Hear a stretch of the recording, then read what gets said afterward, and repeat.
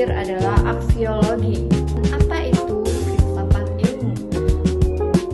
Filsafat ilmu adalah landasan berpikir untuk memahami bagaimana pengetahuan dibangun.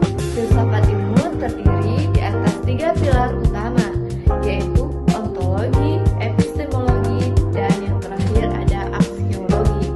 Baiklah teman-teman, yang pertama saya akan menjelaskan tentang ontologi. Apa sih itu ontologi? Ontologi membahas tentang hakikat keberadaan atau realitas yang menjadi objek kajian ilmu. Apakah objek tersebut bersifat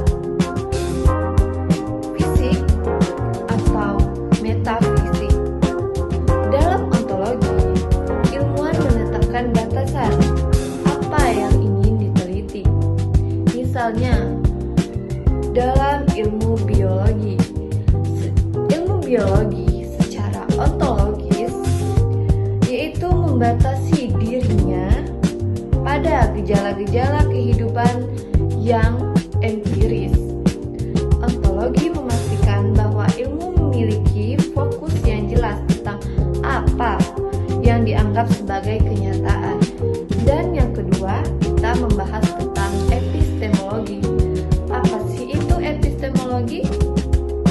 Epistemologi adalah pilar yang membahas sarana, sumber, dan tata cara mendapatkan pengetahuan.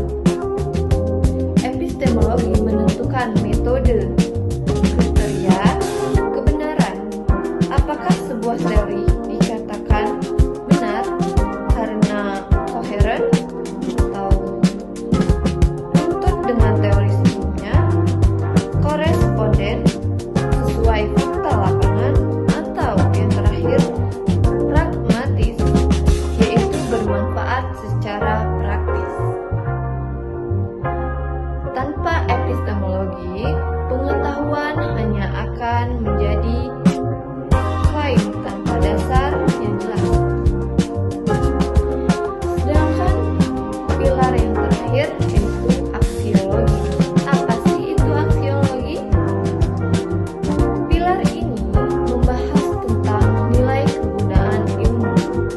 Jadi, aksiologi itu intinya membahas tentang untuk apa sih ilmu?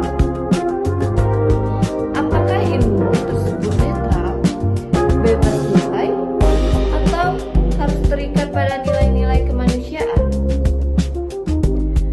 Aksiologi memastikan bahwa ilmu pengetahuan tidak digunakan untuk merusak, melainkan untuk kesejahteraan umat manusia dan menjaga kelestarian alam.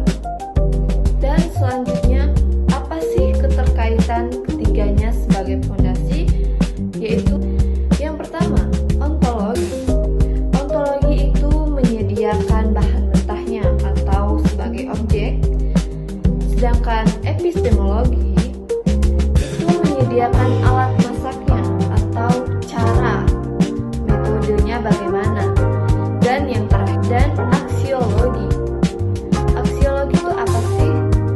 Aksiologi itu menentukan siapa saja yang boleh memakannya